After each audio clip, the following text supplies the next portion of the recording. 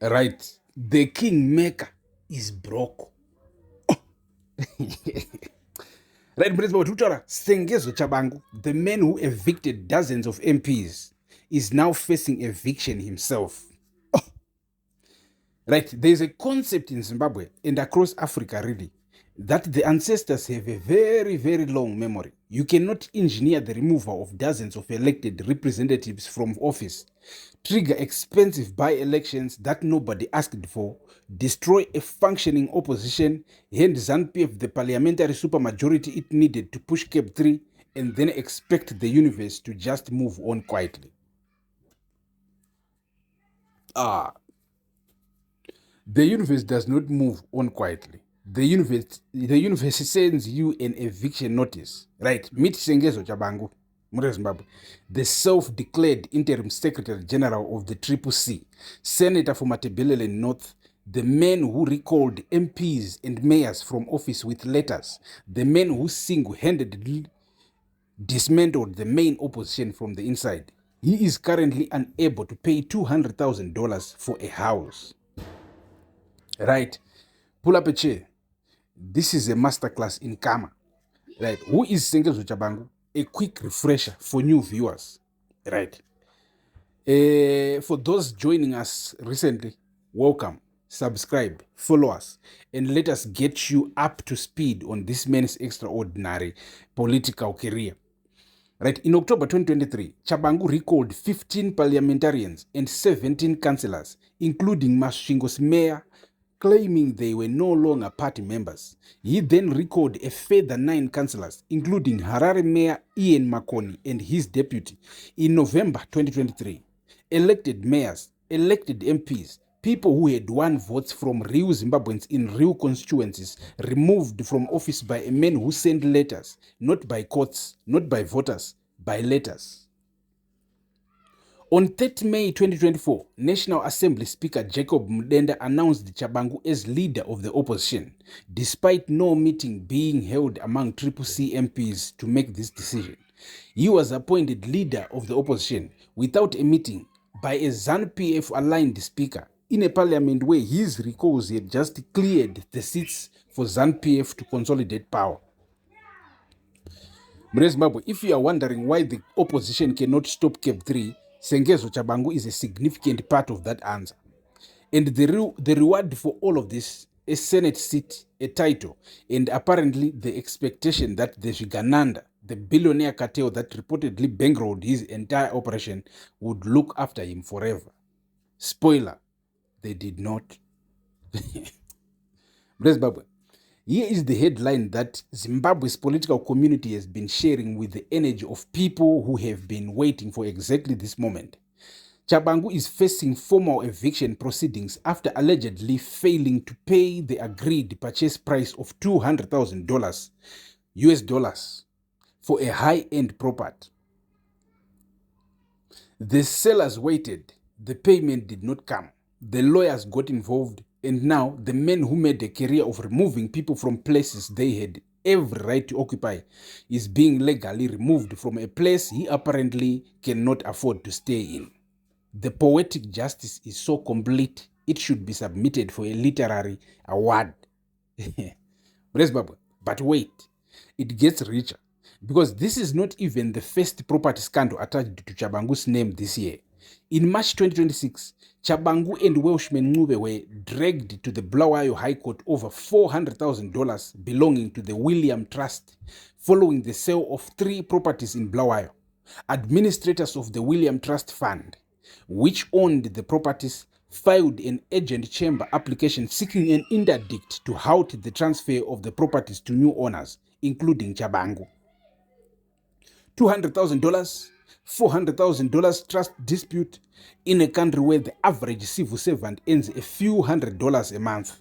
A man who positioned himself as a powerful political operator is apparently struggling to navigate basic high-value property transactions without ending up in court. Vision 2030. The wealth is trickling down. Family. Just not to Tshabangu apparently. Right. Let's talk about the patronage tape and the moment it closed. Because Tshabangu's financial distress is not random. It is the entirely predictable outcome of how the Zvigananda system actually works. During the recall campaign, October 2023, November 2023, the endless by-elections, the destruction of the opposition's parliamentary presence, Tshabangu was untouchable. Court orders bounced off him. Legal challenges evaporated. The Speaker of Parliament recognized his authority without question. Resources appeared. Lawyers appeared. Campaigns ran. Money moved. Because he was useful, he had a job, and the job was to destroy the Triple C from within and hand ZANU-PF the parliamentary supermajority it needed to eventually push CAB 3 through. Former Bulawayo South MP Nicola Watson has allegedly directly that he has alleged directly that Tshabangu's controversial recalls advanced the ZANU-PF's 2030 agenda. Watson said the quiet part out loud. The recalls were not about party discipline or constitutional procedure. They were political infrastructure work, clearing the parliamentary field for a constitutional amendment project that required a 2/3 majority to pass. The job is done. The field has been cleared. CAB 3 is moving toward June. And Tshabangu, having delivered what was required, has apparently discovered that political cartels do not offer pension plans. Unongodla kamwe vasingachasinene budiswa. The financial tape that kept him afloat during the operational phase has been turned off, and now he is standing in a courtroom being told to vacate a property he cannot afford, while the men who benefited most from everything he did watch from a comfortable distance and pretend not to know him particularly well. This is the Zimbabwean political cartel's version of a redundance package. You get nothing, and the paperwork arrives via eviction notice. Zimbabwe. And here is the detail that is almost too perfect to be real. Court documents revealed that Tshabangu allegedly failed to pay his Triple C membership subscriptions for 2024, effectively rendering himself a non-member of the very party whose Secretary General he claimed to be. His expulsion from Triple C came after the party found him guilty of violating the party constitution and disrespecting its leadership. The men who recalled dozens of people for allegedly not being party members could not pay his own party membership fees. He sent letters removing people for membership violations while not paying his own membership, while calling himself the party's Secretary General. This is not politics, this is performance arts. In the expulsion, he rejected it, called it a kangaroo court. Instead, the process was invalid. The men who used party constitutional procedures as a weapon against others suddenly discovered that party constitutional procedures were illegitimate when applied to himself. The rules are for thee, not for me. Classic. Let us just sit here for a moment and appreciate the full geometry of what has happened. Right. Tshabangu built his political career on one specific instrument, eviction. Letters to the Speaker, MPs removed, mayors removed, councillors removed, elected representatives stripped of mandates they had earned from actual voters.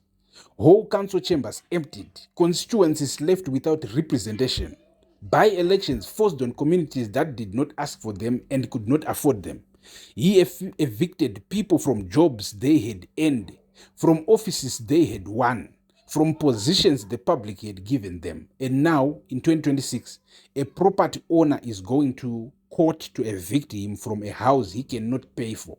The same legal machinery he weaponized against others is being pointed directly at him, and the people who funded his operation have quietly closed the wallets and moved on to the next useful tool.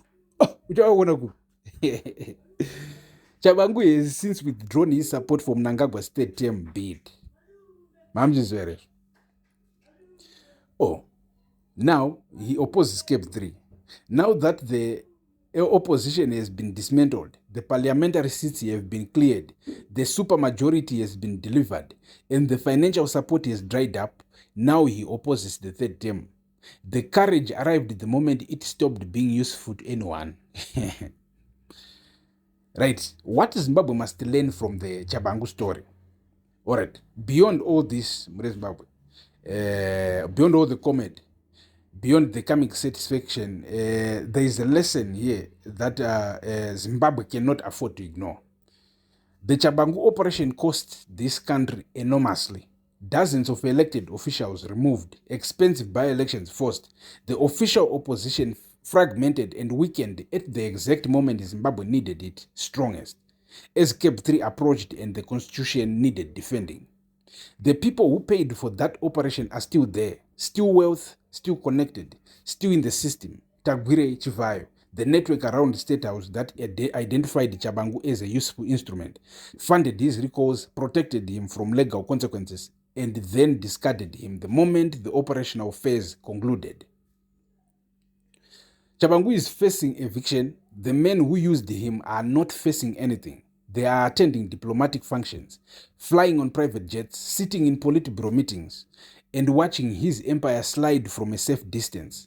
He was a tool. Tools get put down when the job is finished. Zimbabwe's democrats paid the price. The voters of Harare, Bulawayo, Masvingo, the people whose elected mayors and MPs were removed by later, paid the price. And Tshabangu is now paying his own private price in a way that many Zimbabweans feel is entirely deserved. But the architects of the operation, they remain untouched. And that, not Tshabangu's eviction notice, is the real scandal Zimbabwe needs to keep its eyes on. Right, the bottom line in Zimbabwe, karma is slow but reliable. Sengezo Tshabangu cannot pay $200,000 for a house. He is being evicted. He is embroiled in a $400,000 Bulawayo Trust property dispute. He was expelled from the party he claimed to lead for failing to pay his own membership fees. And the people who funded and protected him during his operational usefulness have moved on without a backward glance. The man who evicted the opposition is being evicted. The man who removed people from offices using party procedures was removed from his party using party procedures. The man who was paid to do a job discovered that the payment stopped the moment the job was done. Tshabangu is ngotowananga kufunga kuti anditi imwe Zimbabwe's political community is watching this with a satisfaction that is both entirely understandable and slightly sobering. Because Tshabangu's fall does not restore the MPs who were recalled. It does not untrigger the by-elections. It does not rebuild the opposition that was systematically dismantled. It does not change the parliamentary arithmetic that is about to be deployed to pass Cap 3. The damage was done. The tool has been discarded, and the work that was commissioned, the clearing of the parliamentary field for the constitutional amendment project, is almost complete. Tshabangu's eviction is karma, but Zimbabwe needs more than karma right now. It needs accountability that reaches the people who wrote the checks. Zimbabwe, subscribe pano pamuzinda wevanhu, Zimbabwe's most fearless and most entertaining political voice. Do you feel sorry for Tshabangu? Or do you think he is getting exactly what he deserves? Drop your most honest take in the comments, smash the like button, share this everywhere, and support independent journalism through join and super thanks. Karma delivers slowly, but it delivers accurately. Pano pamuzinda wevanhu, we will be here for every delivery. Stay tuned. Thank you for watching. Peace.